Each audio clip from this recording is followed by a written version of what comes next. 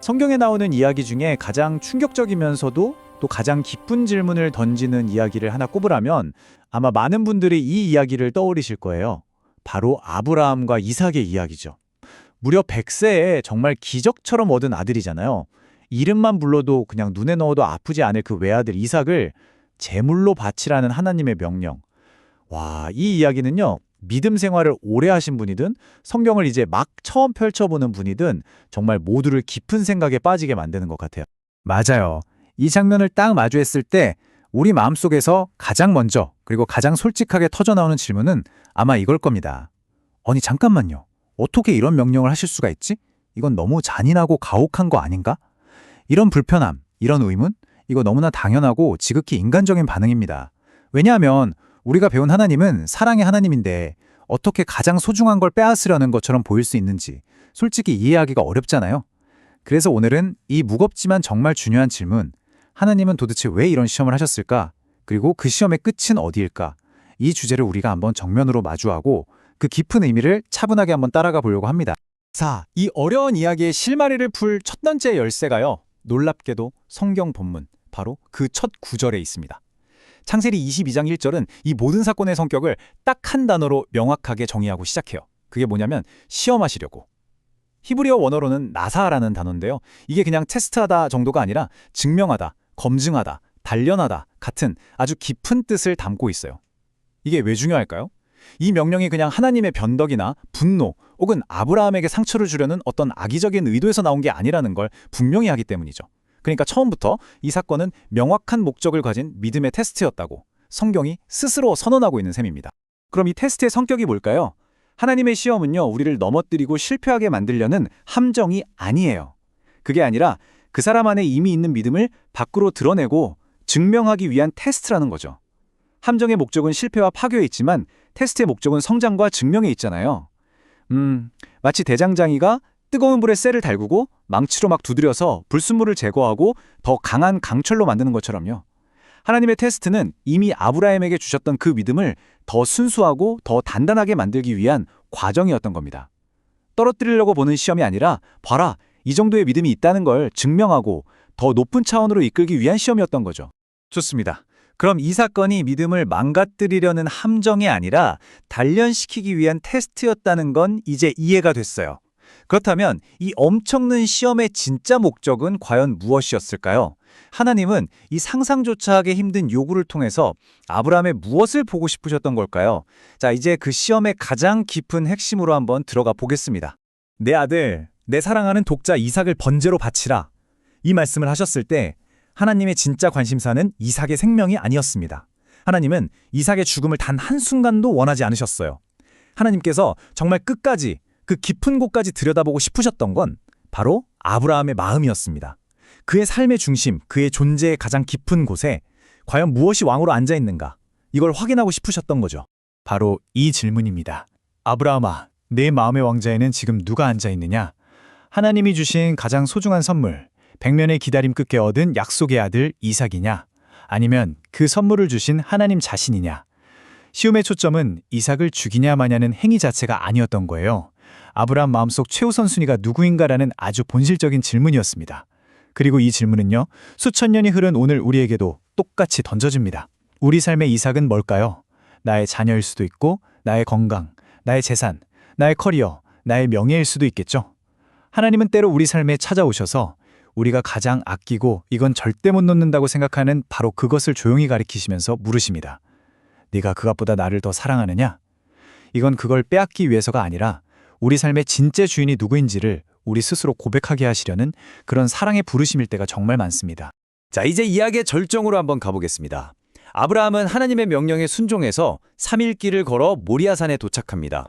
종들은 산 아래에 두고 제사에 쓸 나무를 이삭에게 지운 채 단둘이서 산을 오르죠. 아버지, 불과 나무는 있는데 번제할 어린 양은 어디 있나요? 아들의 이 순진한 질문에 아들아, 번제할 어린 양은 하나님이 자기를 위해서 친히 준비하실 거야 라고 답하는 아버지의 마음은 어땠을까요? 마침내 제단을 쌓고 아들을 밧줄로 묶어 그 위에 눕힙니다. 그리고 이제 그가 칼을 들었던 바로 그 숨막히는 순간을 자세히 들여다보겠습니다. 성경의 묘사가 정말 생생하고 긴박합니다. 아브라함이 손을 뻗어서 칼을 잡고 아들을 향해서 내리치려던 바로 그 찰나, 하나님의 사자가 하늘에서부터 그를 다급하게 불러요. 아브라함아, 아브라함아! 그리고 이렇게 명령하시죠. 그 아이에게 네 손을 대지 말라. 아무 일도 그에게 하지 말라. 하나님께서 개입하신 타이밍이 정말 기가 막히게 정확합니다. 칼날이 아이의 몸에 닿기 직전, 그 돌이킬 수 없는 행동이 현실이 되기 바로 그 순간이었어요. 이 장면이 우리에게 주는 가장 분명한 메시지는 바로 이것입니다. 하나님은 절대로, 결코 사람을 제물로 바치는 끔찍한 인신제사를 원하시는 분이 아니라는 사실이에요. 만약 원하셨다면 멈추게 하지 않으셨겠죠? 이 시험의 목적은 아브라함의 마음이 이미 온전한 결단에 이른 바로 그 순간 달성된 겁니다. 그의 마음속에서 하나님이 제 삶의 주인이시니 가장 소중한 이삭도 드릴 수 있습니다. 라는 믿음의 고백이 완성되었고, 그 믿음을 행동으로 증명하기 위해 칼을 들어올린 바로 그 순간 테스트는 끝난 거예요. 행동의 완수가 아니라 마음의 순종을 받으신 겁니다. 이때 하나님께서 하신 이 말씀, 내가 이제야 내가 하나님을 경외하는 줄을 아노라. 이 구절을 오해하면 안 됩니다. 모든 걸 아시는 하나님이 정말 몰랐다가 이제 알았다, 이런 뜻이 아니죠. 이 말씀의 의미는 이런 거예요. 아브라함의 마음속에 있던 보이지 않는 믿음이 이제 역사 속에서 우리의 시간과 공간 안에서 그 누구도 부인할 수 없는 명백한 행동으로 증명되고 드러났다는 선언인 겁니다.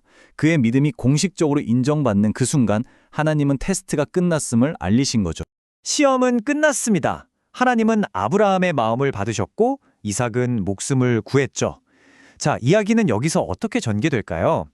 하나님은 아브라함에게서 가장 소중한 것을 그냥 빼앗는 분으로 남지 않으셨습니다. 이제 우리의 시선은 아브라함이 무엇을 포기했는가에서 하나님께서 무엇을 준비하셨는가로 옮겨가게 됩니다. 여기서 우리는 하나님의 성품에 대한 아주 중요한 원칙을 다시 한번 확인해야 합니다. 야고보서가 분명히 말하잖아요. 하나님은 누구도 악하게, 그러니까 죄를 짓게 만들 목적으로 시험하지 않으신다고요.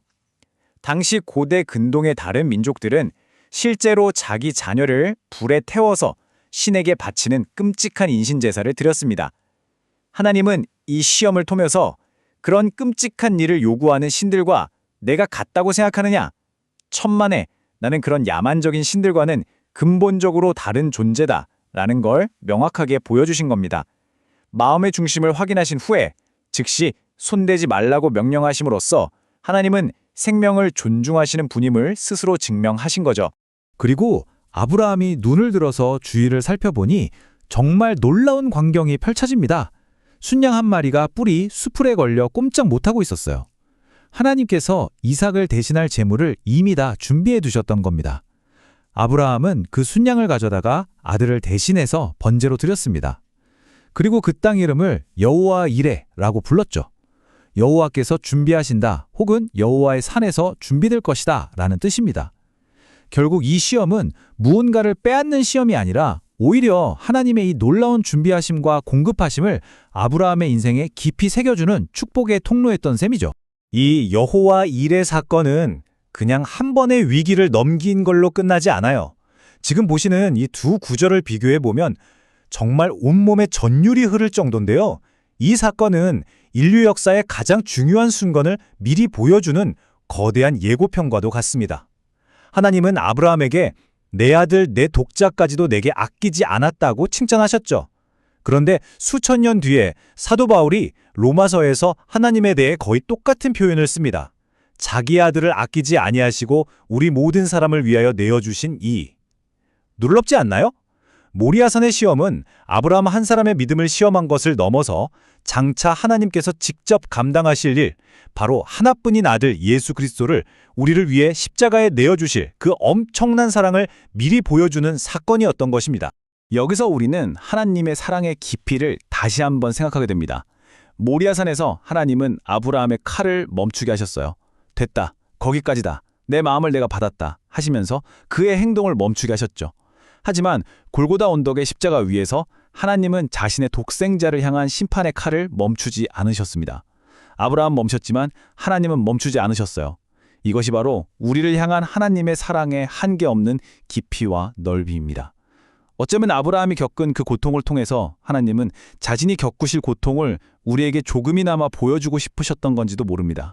그렇다면 아브라함은 도대체 어떤 믿음으로 이 끔찍한 명령에 순종할 수 있었을까요? 그냥 맹목적인 복종이었을까요? 신약 성경 히브리서는 우리에게 아브라함의 마음속을 들여다볼 수 있는 놀라운 통찰을 줍니다. 아브라함은 하나님을 잔인한 폭군으로 생각한 게 아니었어요. 그는 이렇게 생각했던 겁니다. 하나님께서 이삭을 통해 하늘의 별과 같은 자손을 주시겠다고 약속하셨다. 그렇다면 설령 내가 지금 이삭을 제물로 바쳐서 그가 죽는다고 해도 신실하신 하나님은 그 약속을 지키시기 위해서 반드시 이삭을 죽은 자 가운데서 다시 살리실 것이다. 와, 그의 믿음은 죽음을 뛰어넘는 부활의 능력까지 바라보고 있었던 거죠. 시험의 진짜 질문은 이것이었습니다. 눈앞의 현실이 모든 약속을 무너뜨리는 것처럼 보여도 여전히 하나님의 신실하심과 능력을 끝까지 신뢰할 수 있느냐? 자, 이제 이 장엄한 고대 이야기를 오늘을 살아가는 우리의 삶으로 한번 가져와 보겠습니다. 우리 삶 속에서도 때로 하나님께서 내 가장 소중한 이삭을 내려놓으라고 말씀하시는 것처럼 느껴질 때가 있잖아요. 왜 하필 내 자녀에게 이런 어려움이 생길까? 왜 내 건강이, 내 사업이 이렇게 힘들어야 할까 하는 질문을 던지게 되는 그런 순간들이 찾아옵니다. 하나님, 이 정도만 진짜 너무 심한 거 아닌가요? 싶은 시험 앞에 설 때 오늘 우리가 나눈 이 세 가지 원칙을 꼭 기억하면 좋겠습니다. 첫째, 시험의 목적은 우리를 파괴하는 게 아니라 우리 믿음을 정금같이 단련해서 성숙시키는 데 있다는 것. 둘째, 하나님은 결코 죄를 짓게 하거나 악을 행하게 하는 방식으로 우리를 시험하지 않으신다는 것. 그리고 셋째, 하나님은 실제로 무언가를 빼앗아가기보다 먼저 우리 마음의 주인 자리를 그분께 온전히 내어드리도록 부르신다는 겁니다. 우리가 두 손에 꼭 쥐고 있는 나의 이삭을 다시 하나님의 손에 맡겨드릴 때 우리는 비로소 진짜 자유와 평안을 경험하게 될 겁니다. 그래서 오늘 이 이야기를 마무리하면서 우리 각자에게 이 질문을 한번 던져보고 싶습니다. 지금 당신의 삶에서 하나님보다 더 사랑하고 이건 절대 포기할 수 없다고 생각하는 이삭은 무엇인가요? 혹시 지금 하나님이 바로 그 부분을 만지고 계셔서 힘겨워하고 있지는 않으신가요? 기억하십시오.